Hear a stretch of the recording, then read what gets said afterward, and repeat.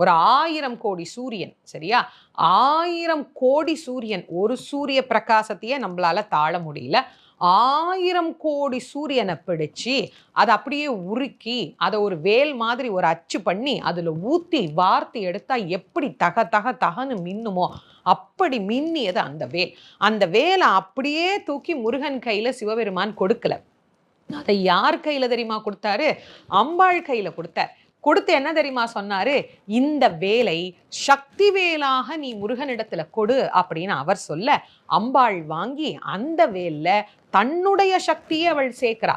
சேர்த்த பிறகு அந்த வேலை முருகப்பெருமானுக்கு அம்பாள் தான் கொடுக்கிறார். அப்ப அந்த வேல்ல என்ன ஆற்றல் இல்லைன்னு நினைக்கிறீங்க? எல்லா ஆற்றல்களும் அந்த வேலுக்கு இருக்கிறது. அது அழிக்கும் ஆயுதம் மட்டும் கிடையாது, அது காக்கும் பொருளும் கூட. ஒரு ஆயுதம் அழிக்கதானே செய்யும், அது எப்படி காக்கும் அப்படின்னு நாம நினைக்கலாம்.